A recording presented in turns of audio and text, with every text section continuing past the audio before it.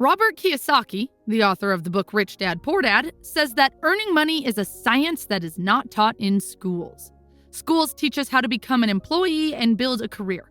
If you are coming from a middle-class family like I do, then there's a high probability that your parents taught you how to become poor.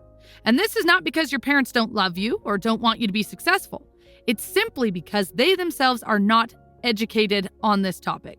They consumed expired information, and when you were born, they passed it on to you.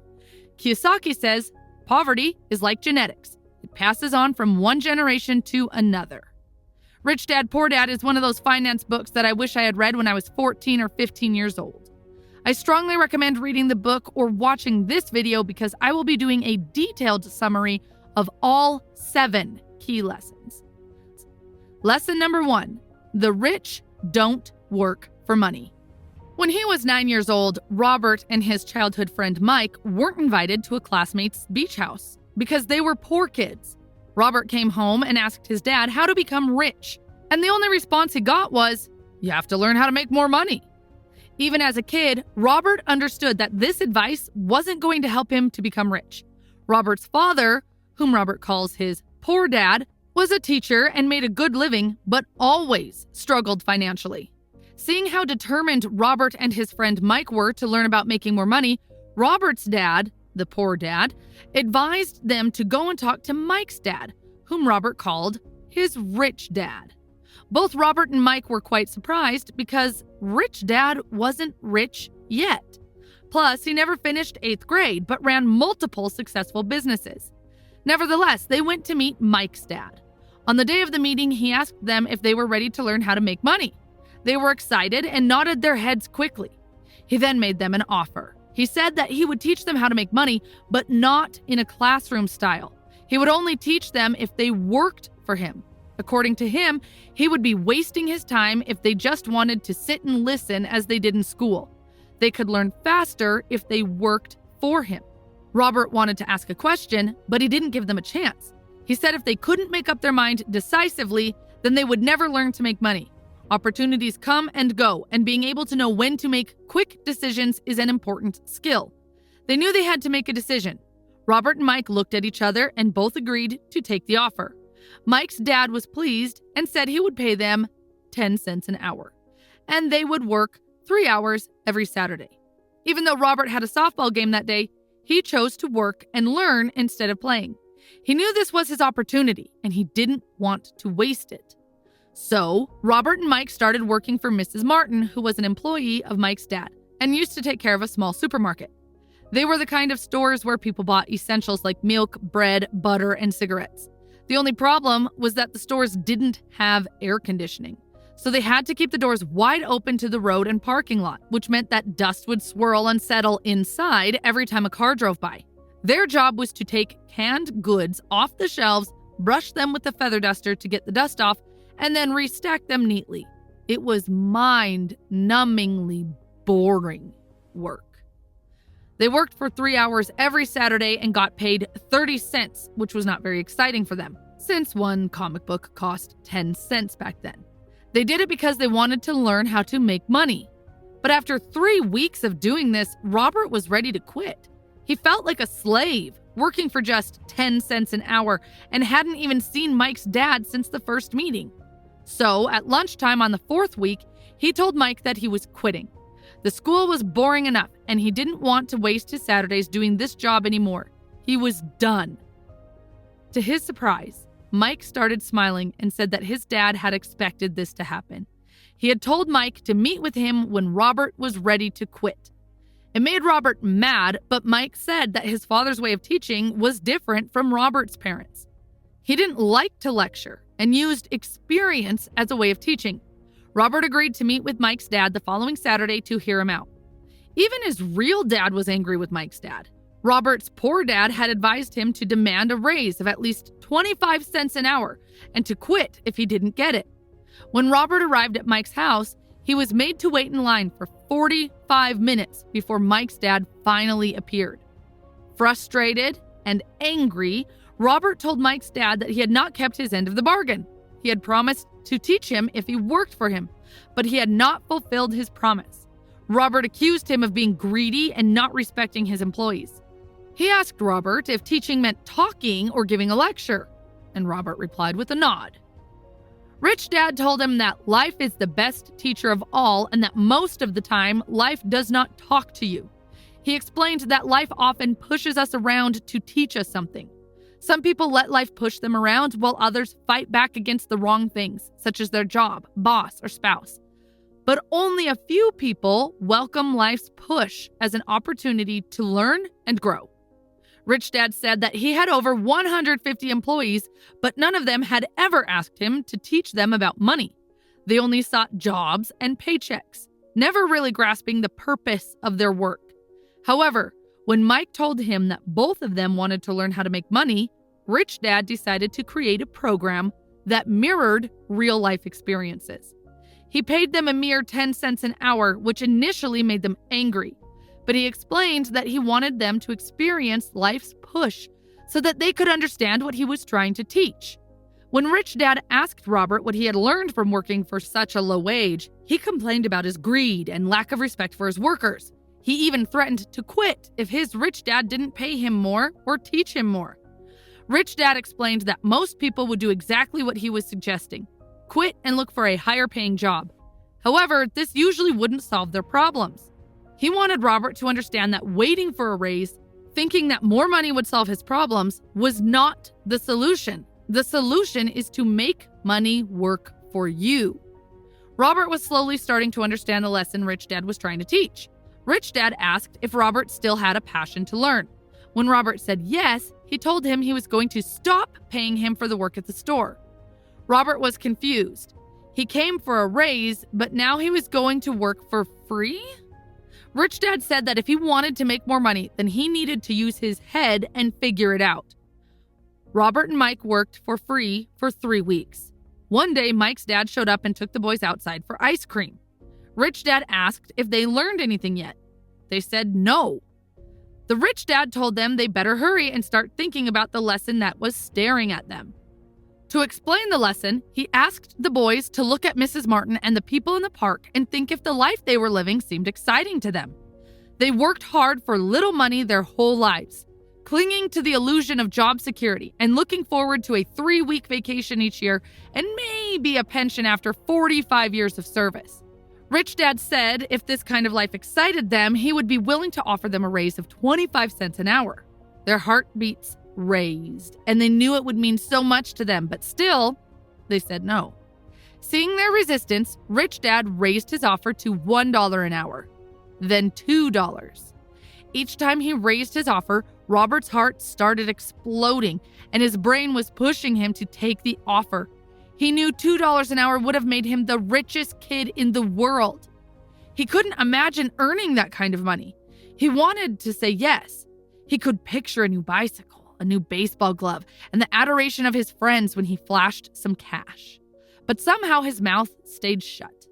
Rich Dad was looking at 2 boys staring back at him, eyes wide open and brains empty. He was testing them, and he knew there was a part of their emotions that wanted to take the deal. He understood that every person has a weak and needy part of their soul that can be bought. And he knew that every individual also had a part of their soul that was resilient and could never be bought. It was only a question of which one was stronger. So he made a final offer of $5 an hour. Suddenly, the boys' expressions changed, and their empty looks changed into calmness. It felt their temptation disappear in the second. They felt the part of their soul that was weak and needy was silenced and taken over by the part that had no price. The Rich Dad said it was good they didn't have a price. Most people did because their lives were controlled by fear and greed. Fear of being without money makes them work hard and earn a paycheck. But once they have that money, greed gets them thinking about all the things they could buy, which makes them need more money, which makes them spend more and work more. It's what the Rich Dad called the rat race. Mike asked if there was another way, and Rich Dad said there was, but not many people knew about it. Mike wanted to know what it was, and Rich Dad said they would learn it while working with him for no pay. Mike asked for a hint, and Rich Dad replied that the first step is to tell the truth. When asked what truth, he replied that it was about how they feel, and they must confess it to themselves, not others. Rich Dad expressed doubt that the people working for him were capable of confessing their truth. Instead, they feel the fear of not having money and respond emotionally rather than logically. They do not confront their fear, and their emotions control their brains. They work to earn money, hoping it will relieve their fear. But it never does. Money governs their emotions and souls, and they refuse to acknowledge this truth. Rich Dad urged them to avoid this trap, stating that being rich does not solve the problem. When asked why, he introduced the other key emotion: desire. It's common for people to desire things that are better, prettier, or more exciting. They often work for money because they think it will make them happy. But the happiness from money is short-lived. Many rich people are actually driven by fear, thinking that money will make them feel secure. However, they end up fearing losing it all, which makes them more anxious than when they were poor. Emotions often control our thinking, and fear can lead us to make decisions that don't solve the real problem. For example, when someone is afraid of not having enough money, they might think getting a job is the only solution. But in reality, a job is only a temporary fix for a long-term problem. It's important to learn how to think for ourselves and not let our emotions control us. Rich Dad said that he saw hope when both of the boys agreed to work for free. And they also took the first step when they resisted their emotions when Rich Dad tempted them with more money. They were learning to think in spite of being emotionally charged. He told them to keep working, and the sooner they forget about needing a paycheck, the easier their adult life would be. He encouraged them to keep using their brain, work for free, and soon their mind would show them ways of making money far beyond what he could ever pay them. They would be able to see things that others couldn't. The moment they saw one opportunity, they would see them for the rest of their lives. The boys did as Rich Dad advised, and pretty soon they saw an opportunity in creating a library where kids could pay an admission fee and read as many comic books as they wanted. They hired Mike's younger sister to be the head librarian. She charged each child 10 cents for admission to the library. It was a bargain for the kids since a comic book cost 10 cents each, and they could read 5 or 6 in 2 hours. Mike and Robert averaged $9.50 per week over a 3-month period. They paid his sister $1 a week and allowed her to read the comics for free. They had to close the library after 3 months because of a fight that took place there, but they had already learned how to make money work for them, even when they weren't physically present. They had learned the first lesson, which was, the rich don't work for money. They were ready to learn more, and Mike's dad was ready to teach them. Lesson 2. Why teach financial literacy? When people ask Robert where he started getting rich, he gives them the same answer his rich dad gave him. If you want to be rich, you need to be financially literate. For example, accounting is a subject that is boring, confusing, but absolutely crucial to financial success. To make it easy, Rich Dad used pictures and simple language to teach it to the two boys. One of the first things Rich Dad explained to Robert and Mike was the difference between an asset and a liability. He said that if you want to be rich, the only thing you need to do is buy assets. That's all you need to know to get rich. But despite it being so simple, it's something that many people don't understand. When Rich Dad first explained it to Robert and Mike, they thought he was joking because the concept was so simple. How could adults not understand this? Shouldn't everyone be rich? The problem is that most people have been educated differently by bankers, financial planners, and others. So they must unlearn what they think they know. And because of that, they buy liabilities, thinking that they are assets. Robert uses simple definitions for assets and liabilities. An asset is something that puts money in your pocket, and a liability is something that takes money out of your pocket. This is the cash flow pattern of an asset. The top part of the diagram is an income statement, often called a profit and loss statement. It measures income and expenses, money in and money out. The lower part of the diagram is a balance sheet. It's called that because it's supposed to balance assets against liabilities. Assets add to your income. They put money in your pocket. For example, if you have a house and you rent it out, then it's an asset because it puts money in your pocket every month. And this is the cash flow pattern of a liability. A liability takes money out of your pocket. If you want to be rich, what you need to do is to avoid liabilities and instead buy more assets. Through these simplified diagrams, you can easily tell how each person handles money. Robert says, often those in debt think the answer to their problem is to make more money. But not only will more money not always solve their problems, it may compound them. It's why many people who get a sudden windfall through the lottery or an inheritance quickly burn through it. An increase in cash only results in an increase in spending. What is missing for so many people is the financial education. It's why they might still end up successful in their professions, but still struggle with money. They may have learned how to make money, but not how to manage it. People can be very intelligent and still be illiterate when it comes to finances. They learned how to work hard for money, but not how to make their money work hard for them. Many people still believe that their home is an asset. But Robert teaches that a home is a liability because it takes money out of your pocket through taxes and other expenses. This doesn't mean you can't ever buy a house. You can, of course, but make sure to first buy assets that will generate the cash flow to pay for the house. Robert says if you want to get rich, all you need to do is to buy more income-producing assets, keep your liabilities and expenses low. And when will you know that you already have enough wealth? Robert uses the following definition for wealth. Wealth is a person's ability to survive so many number of days forward, or if I stopped working today, how long could I survive? Another way of stating it, wealth is the measure of the cash flow from the asset column compared with the expense column. When your assets generate enough income to cover your expenses, you are wealthy, even if you are not yet rich. Lesson 3, mind your own business. A friend of Robert heard Ray Kroc, the founder of McDonald's, speak at the University of Texas in 1974. Afterward, Ray agreed to join the students at their favorite hangout for a few beers. He asked the students what business he was in. At first, they laughed, and then they answered that he was in the business of selling hamburgers, of course. But Ray told them he was not in the hamburger business, but in the real estate business. He knew that the land and location of each franchise were the most significant factors in its success. Today, McDonald's is the largest single owner of real estate in the world, owning some of the most valuable intersections and street corners around the globe. There's a big difference between your profession and your business. Often, Robert asks people, "What's your business?" And they say, "Oh, I'm a banker." Then he asks them if they own the bank. And they usually respond, "No, I work there." In that instance, they have confused their profession with their business. Their profession may be a banker, but they still need their own business. So many people work for everyone else: their employer, the government, taxes, and the bank, mortgage.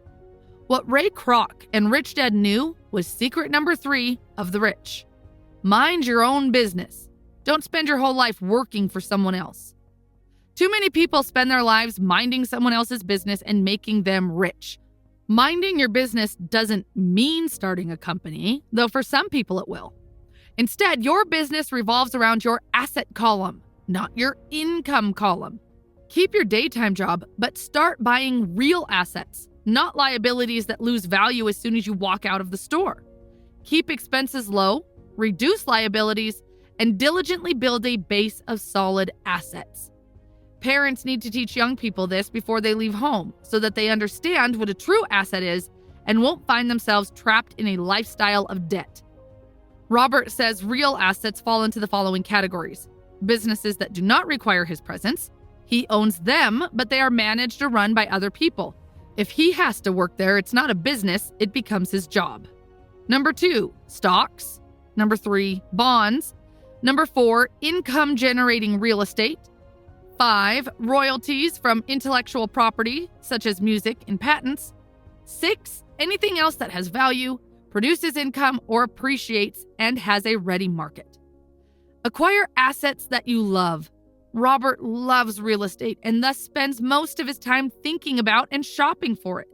If you don't like real estate, don't invest in it. Even while working for Xerox, Robert minded his own business. He kept his day job and slowly built his asset column. The more he understood accounting and cash management, the better he was at analyzing investments and eventually building his own company. He doesn't recommend people start a company unless they really have the desire to. Otherwise, he advises them to keep their day job and mind their business, building and keeping their asset column strong. As cash flow grows, you can indulge in luxuries, but only if the cash flow supports them.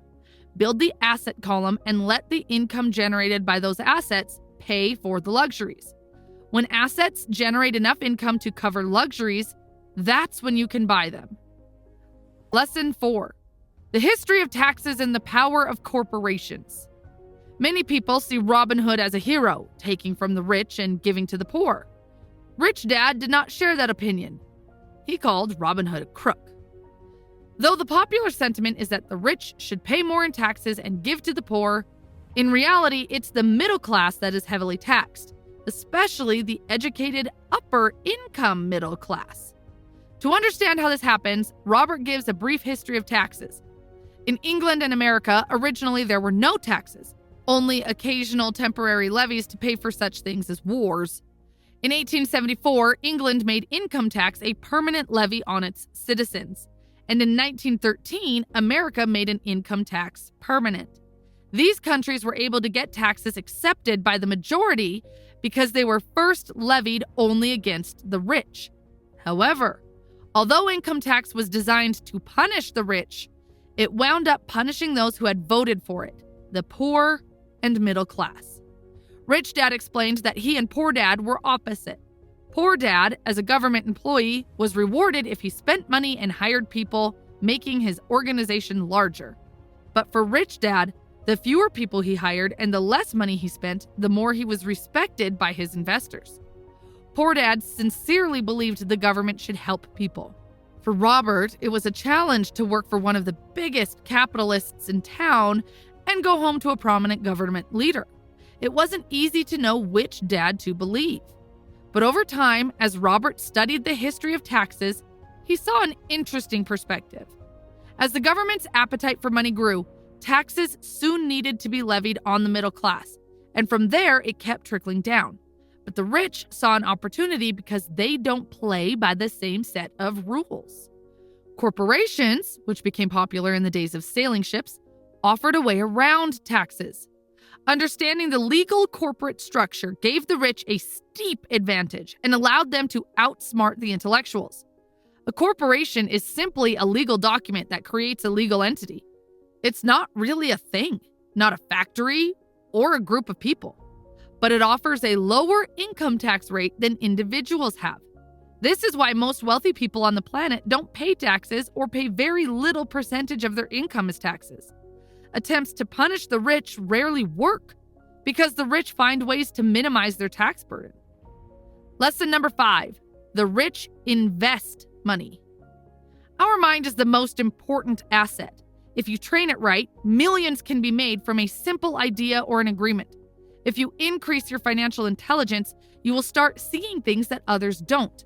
In other words, you'll start inventing money. For example, in the early 1990s, the economy in Arizona, USA was terrible. When most people were scared and warned about the economic crash, Robert and his wife, Kim, made a lot of money.